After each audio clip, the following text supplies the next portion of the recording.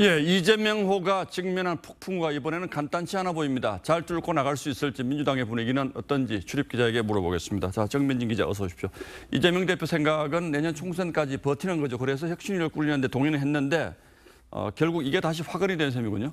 네, 맞습니다. 민주당은 최근에 돈봉투 사건과 그다음에 김남국 코인 사태까지 겹치면서 한마디로 이재명 지도부에 대한 불만이 이제 폭발 직전 상태였습니다. 그래서 내년 총선을 앞둔 시점이어서 친명계와 비명계에 가릴 것도 없이 이 위기감이 극도로 커진 분위기였는데 이런 불길을 잡기 위해 이재명 대표가 승부수로 띄운 게 바로 이 혁신위원회였습니다.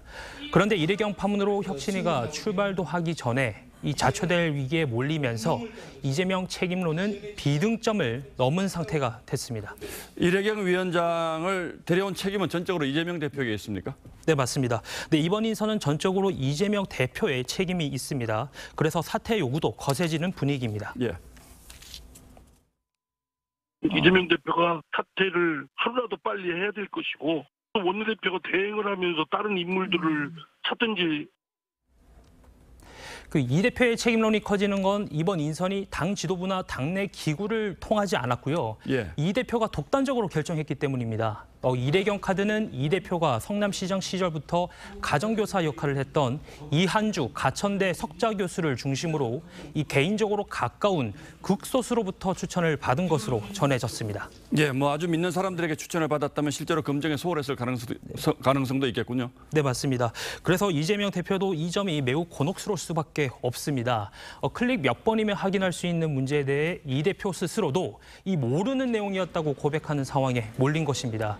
그래서 이재명 당으로 이 사당화됐다는 당 내부의 비판에도 할 말이 없게 된 건 분명하지만 그럼에도 불구하고 아직은 이 사퇴 요구에 분명하게 선을 긋는 분위기입니다. 정리하자면 측근 혁신위원장을 임명해서 당내 분위기를 자기에게 유리한 쪽으로 바꿔놓고 총선으로 가겠다는 구상이었던 것 같은데 그 속셈이 들켰다면 혁신위 자체가 무력화될 가능성도 있겠군요. 네, 맞습니다. 그래서 당내에서는 이 혁신위가 이제 그 동력을 잃었다는 평가가 많습니다. 그래서인지 친명계 내부에서는 차라리 이 내부 인사를 발탁하자는 주장도 나오고 있습니다. 외부 인사에서 너무 찾지 말고 우리 민주당 당내에도 훌륭한 분이 많이 있다. 네, 그래서 그 후보로는 우상호 전 비대위원장이죠. 그리고 이번에 험지인 소초을 출마를 선언한 홍익표 의원이 거론되고 있습니다. 두 분은 익숙한 인물들이긴 한데 혁신이 되겠습니까? 이런 당내 인물로? 당연히 이제 그 회의적인 시각이 많죠.